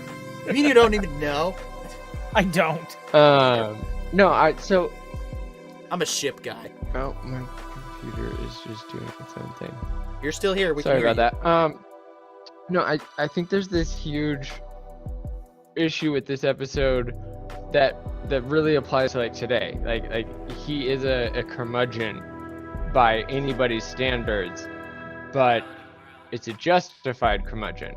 Like if we watch Up and we find out that the old man is sad because his wife died relatively recently to the beginning events of the film, and that's why he's a curmudgeon. And so we understand why he's a curmudgeon and we accept him as a curmudgeon. But this guy explains throughout this whole episode why he's a curmudgeon. He's been forced out of his home planet to be a slave for this oppressive race. He had to kill a bunch of people to free himself, to land on a planet on a moon that bore no fruit, and he cultivated that. He suffered and suffered and suffered, and in his elder life, other people, and yes, the needs of the many do exist, but they had a second method. It was just the needs of the many now, rather than being like, look guys, yes, technically we can start this laser beam process, but we're going to kill this person who is us, incarnate. He's a person who fought everything that came at him, a Bajoran who fought every adversity just to be a farmer, just because he wanted to keep his name and keep his freedom. And he did it. And now your heat, which was never possible ever, except for with actions that this man committed and actions that men like this man had committed, actions that the Major herself committed, they all are the only reason that Bajor is even capable of beginning any type of mining process, let alone this super fast one that will solve the problem tomorrow. Like, if anything, the debate was a question of how long are people willing to wait and who's willing to convince them. Because this man deserved to be left in peace, because he suffered and earned his right to peace, as so did the Bajoran people. And suddenly, now that the Bajorans are capable of acquiring an energy source that provides them heat, their heat is more important than his peace. That's that's the needs of the needs of the many outweigh the needs of the one. But it's the same debate of Spock in Star Trek, was it 2? Where he asks the same question. Like, Spock's like, I'm going in and I'm gonna fix the reactor, and the needs of the many outweighed the needs of the one. Well, in this instance, the needs of the one outweighed the needs of the many, because the one represents the totality of the many. By Bajor respecting them, they set a precedence of respecting individual liberty and having patience, because there was a whole other mining method that, if they had been patient, would have got the job done just a few weeks, I think they said, later. Well, I think it was actually closer to months. Because... Even then, months for heat versus respecting the peace that they so desperately fought for. Okay, but how many people are going to die in the harsh winter to come because this guy won't get off Bajor's lawn? I mean, he's Bajor. That's what I mean. Whose planet is actually, like, who's taking from whom? He cultivated this planet. He worked himself on this planet and earned this planet, the farm that he got as an escaped convict. And then Bajor has a technology that can just strip mine it. Okay, but how many... Just nuke this planet. Okay, but all right, I get where you're going with this, right? Like, but they also had the other process that wouldn't have nuked the planet. So right, like, but how many people are going to die waiting for that other process, right? This is the problem. How many people were going to die if nobody had ever revolted?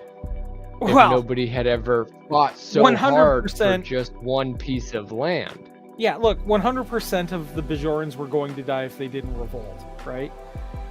Let's be clear. And this, if we watch from V, like, V is representative of that. One man had to start that fight. This man he's not according to the lore, the one that started the revolt.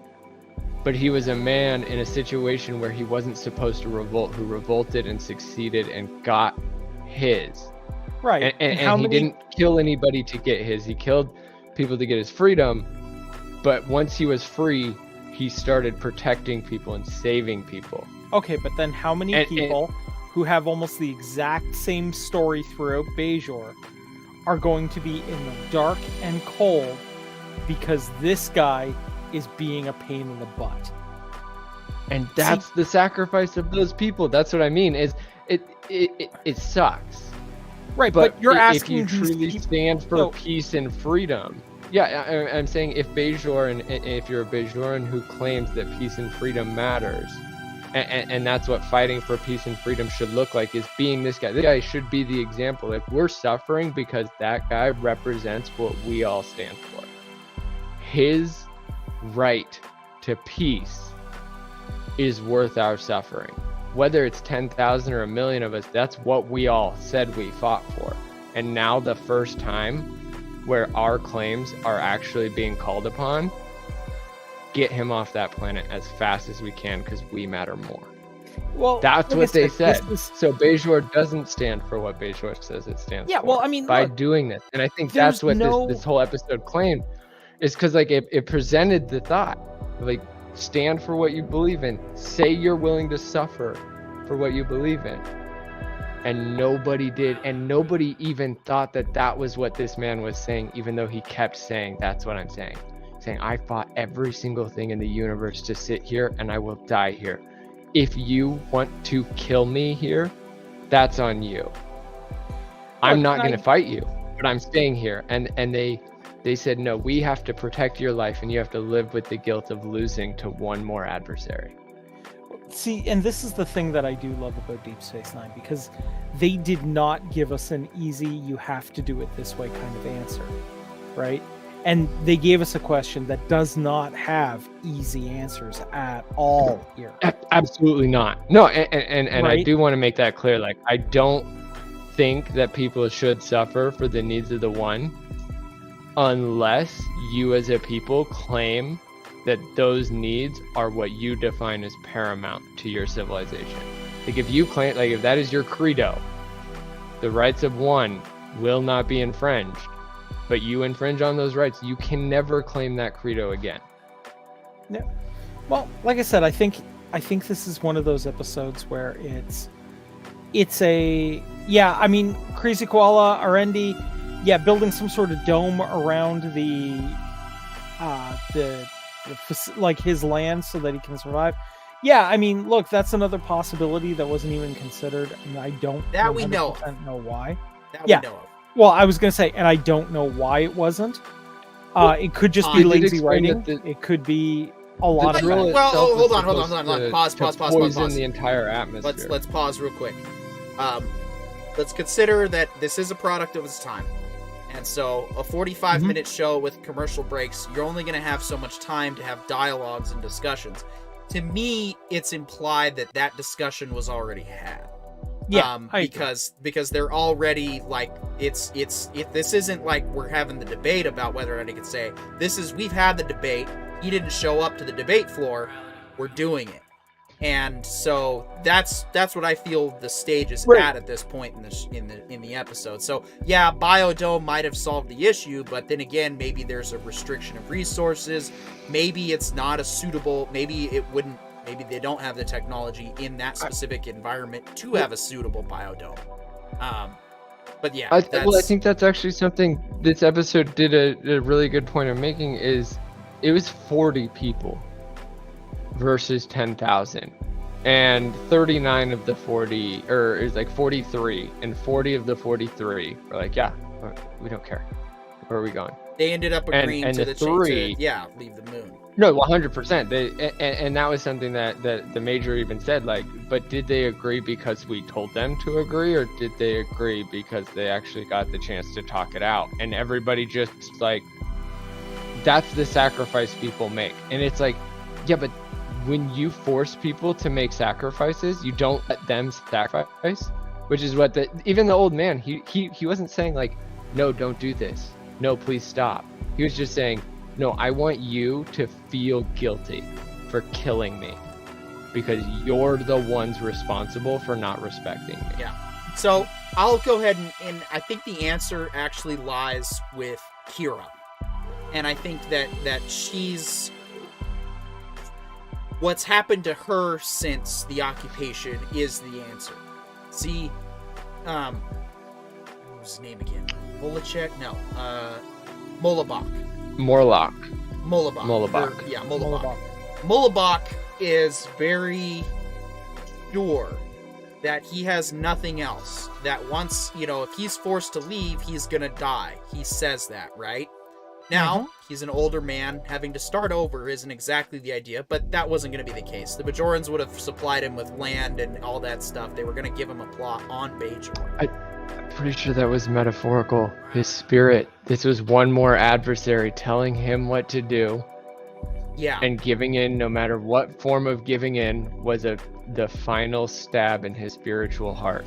What was Kira's... And that's what he kept making clear. What was one of Kira's first lines in Emissary when she meets Cisco? She basically straight up tells him to his face that she feels like it's basically we overthrew one set of oppressors to welcome another. That the Federation is another occupying force. She doesn't think, and she even says, honestly, once my provisional government, changes hands, you're going to be out of here anyway. She's for sure set that Cisco is a temporary thorn in her side. But what ends up happening? Well, that doesn't happen. The Federation stays. She ends up having to adapt to her new position as first officer, and then she ends up becoming the person. She is now the oppressor in that. But what we see in an awesome scene, by the way, really wish shows would spend the money to actually do practical effects, because wow, does the difference between CGI and real fire just shine in this episode. Yeah. She instead decides to override his will because she knows in this instance that he's not going to die. that he's going to move on from it, he's going to live out his days in peace, and that he is being stubborn because he doesn't want to accept the fact that he can move on and he can adapt and change.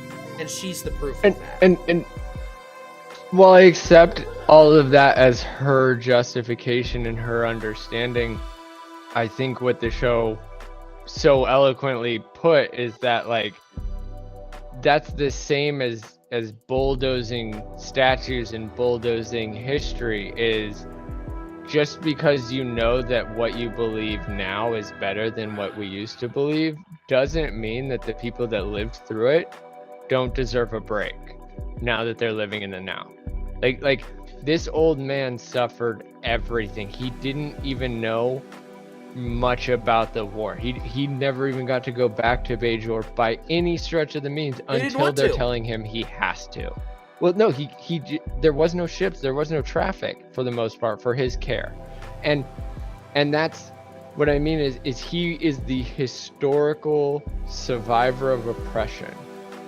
And when the new regime, whether they come in peace or come in anger, still gets their way no matter what. Well, yeah, that's in the episode's title. And Progress. Right, and I think that's what I mean is just because she had a valid, moral, realistically wholesome justification for doing what she did, it doesn't mean that she forced a man to lose another battle at a point in his life when he thought he was done fighting and when he technically should have been. And her young arrogance couldn't reconcile. It wasn't that. And arrogance. That was, I think, what the whole episode was. Well, she knew. Well, she knew he was wrong because he was done fighting. Well, no, he was done fighting his answer too. Was no, but his answer was always, do whatever you guys want. Just stop messing with me. Stop telling me what I have to do. Just go. If I die here because of you, awesome. If I die here because of me, awesome. Just leave me alone. And she kept coming back. She's like, no, you have to live because we need more people like you alive. And he's like, no, I'm not fighting. I'm not the voice of reason. I am the voice of no one. I am me, and I am sitting on my farm, and I'm dying by whatever kills me. And her only response was, no, you have to live because I don't want to live with your death on my conscience. So your entire argument earlier about, the Bajor and the Bajoran people and the way of life, you just negated. Right, because he would... No, because his symbol, what he represents as an entity in the universe as it's been painted to us, is the ideal Bajoran existence. A person left to their own devices. You just quoted the needs of the many outweigh the needs of the one, and Kira clearly saw that Bajor needed him. They do. I don't think that the needs of the many outweigh the needs of the one. I think the needs of the one are the needs of the many. Which is why he needs to stay alive and help Bajor. Well, because he doesn't owe Bajor anything. He's emblematic of but what Bajor owes him everything? No, Bajor owes him a few months of cold to protect the idea of the farmer, the man who all he wanted to do was till his soil and die in his house. That's all he ever asked for, and that's what he asked for at the beginning of the episode, and that's what he asked for at the end of the episode. And what did she say? No, you need to be evacuated. You need to be drugged back into work in your old age. In your post-suffering, you need to suffer again. They were going to give him a farm on Bajor that I believe to go is a line restart, not one that he had already cultivated, owned.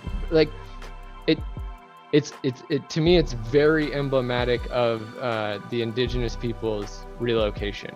Like, yeah, you guys aren't going to get the lands that you've known your entire tribal history. You're going to get Oklahoma.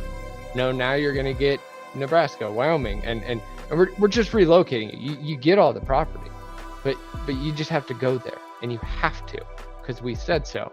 The people of freedom, the people of every man created equal.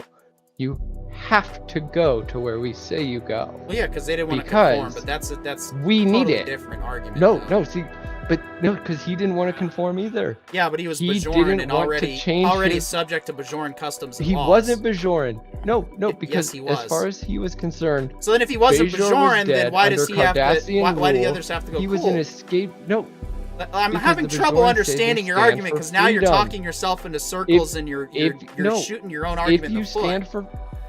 If you stand for freedom, then that means you have to stand for the freedom of the one. Well, the freedom no, of the if you one stand for to freedom, be you can do a whatever you want. curmudgeon piece. No, Who are you to decide what standing for freedom is, John? Life, liberty, and property. Okay, right? but who are you Property to decide being- what that is? But that's government is antithetical to stealing freedom. his You're property. putting stipulations on it. No, I'm saying You're arguing in a maybe I circle, can dude. maybe I can put it in a different. I don't think I am arguing in a circle. I just think you're You not can think hearing you're my not all you argument. want, but you are. Okay.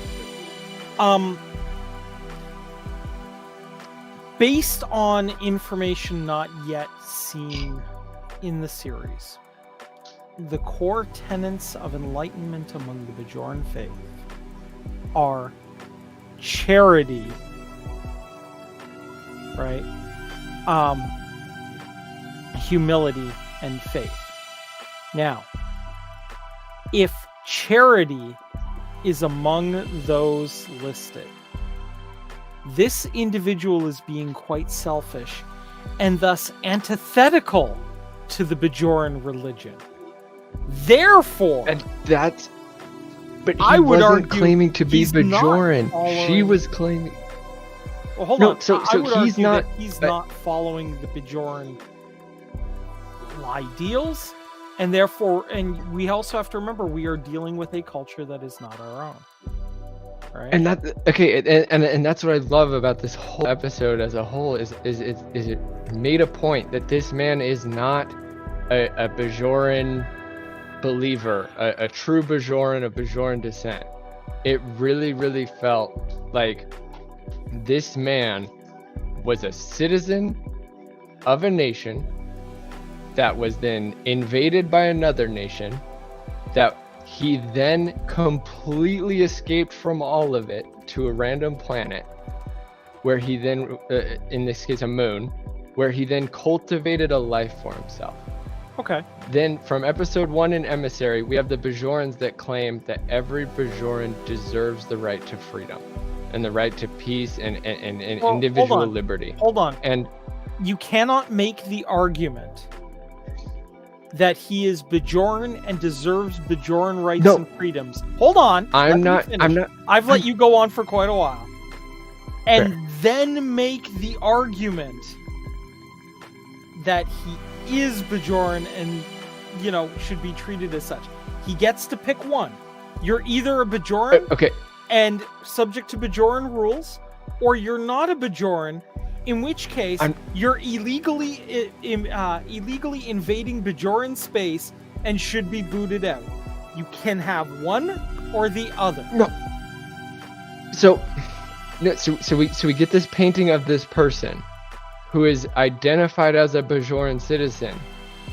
Great. So he's subject to Bajoran. Bajor claims him as a citizen. Bajor claims him as a citizen. When they meet him, he goes, I have nothing to do with them. I own this farm. I take in refugees. That's my whole existence. So my wait a existence minute. is this farm. But Bajor is the one that claimed him citizen. Bajor is also the one that claimed all Bajorans deserve liberty and individual freedom. And Bajor said, as a whole, from the beginning of the series, as a whole, Bajor has been claiming that they fight for the rights of the individual. They fight for independent liberty. That's what they've claimed as a summation. Yeah, they've claimed But that they the fight for the one Bajoran time way. That where might not necessarily be individuals- American freedom. No, and that's why I'm saying it's Bajor. They define it as Bajoran independence and Bajoran freedom, and the species of a Bajoran. It's more special freedom. It's more species, and and- they are and more in of a that theocracy essence- based. Okay, so let me ask you this. Right, but you have freedom in so- the U.S. so then Are their you allowed to build anywhere you choose? We Or do you should have be. to follow the zoning laws in your city? No. If you have to follow the zoning So- laws in your city, then that- you're one, not truly free, and two, You're obeying the laws. Okay. Because you're a citizen. Now I'm actually really glad you brought it to just basic American law. This is eminent domain. This is a question of eminent domain, and it's the same thing that attacked the indigenous people. And eminent domain is government tyranny. It's not if the government same. has There's the a whole right bunch to of bulldoze through your circumstances you're glossing property over there. or poison your planet for their reasons. No, because it's eminent domain in terms of just this is claimed his property. It was defined as his property. Bajor said it was his property until Bajor needed to poison it or wait a few months to do it in an ethical, naturally sustaining way. And they chose the needs of the people over respecting somebody's property rights. They use eminent domain, and and I agree, this is a very murky subject. He never actually because there fought are for cases his property, where though. Like, nobody, but we no, got a he clear was never- distinction he that never showed up nobody to the was given the assemblies. opportunity. They never said he didn't have the opportunity. Major Kira said the other 40 accepted relocation, but did they have a choice? No, they knew their sacrifice. Okay, but That clearly stated in the episode. That doesn't clearly here's what I'm explain boiling it. it down to. 43. We have 40 of the 43 accepted eminent domain without question, because that's what you do when you respect your government. 3 did not, and those 3 were told, well, you have to. And there was a clear line in the episode that said, well, did they have a choice? And it's like, no, they just sacrificed because we told them to. No, they don't answer that, actually. This was not a question of they were given time to ask for any repercussions. They were just told, hey, we're coming drilling, you guys need to leave, and that's what happened. Well, that's not and that was the start of this event, because they weren't evacuated. 3 life forms were found when everybody else was supposed to have been evacuated. So while I disagree with that, here's what I'm boiling it down to, and this is, I think, the easiest way to look at it is there are 2 possibilities here. Either he is a Bajoran citizen and subject to Bajoran laws. If Bajor passes a law saying nobody can live on this planet, then he is subject to the law. Or 2, he is not a Bajoran citizen. He has revoked his own citizenship and set up his own little, effectively micro-nation on this planet, in which case he's illegally occupying a Bajoran moon, and Bajor has every right to send in the military to boot his ass out. You have one of 2 options. Pick one.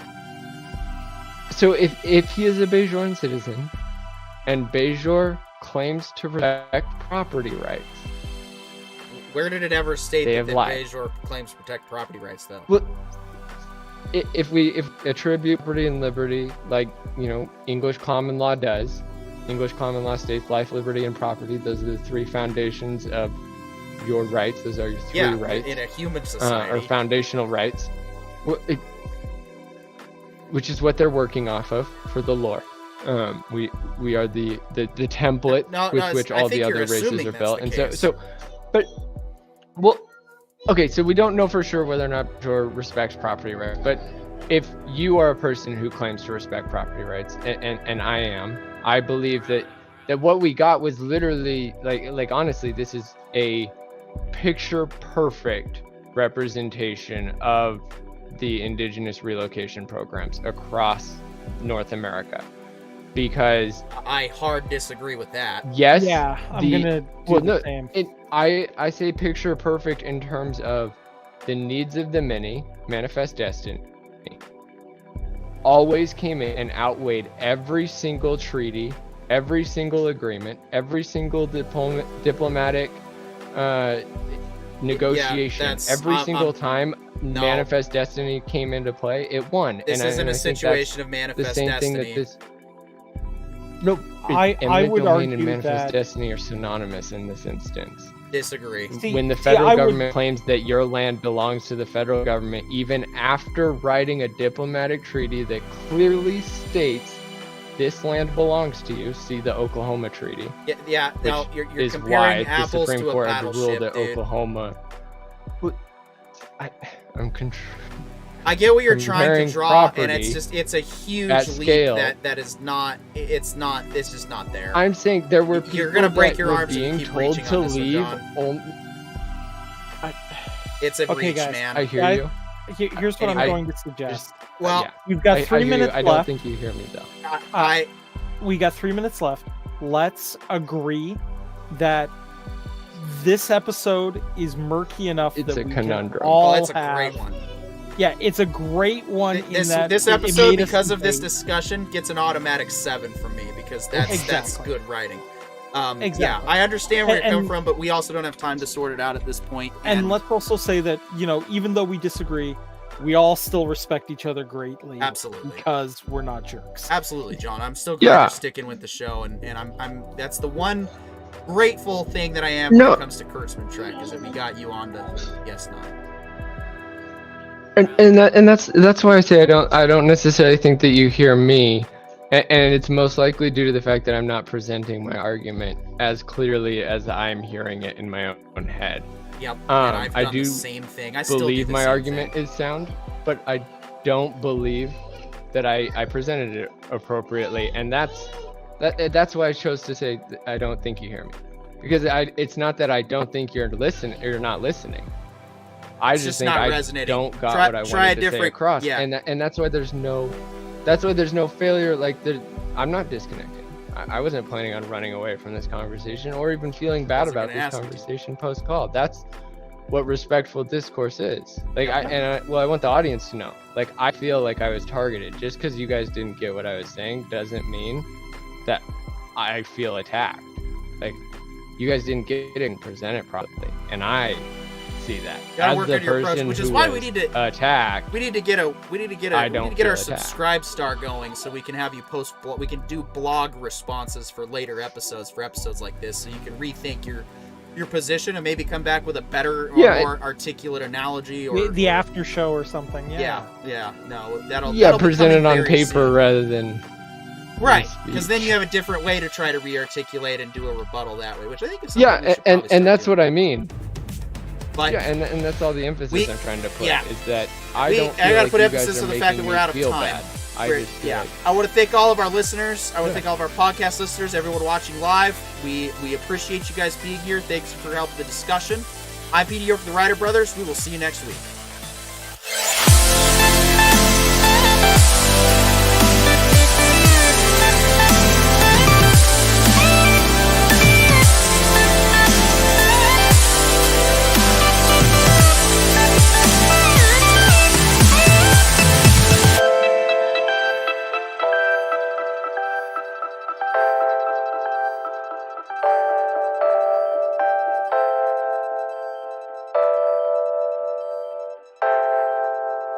This has been a presentation of the Ryder Brothers Tuesday Night Live Show. The Ryder Brothers, restoring respect into discourse.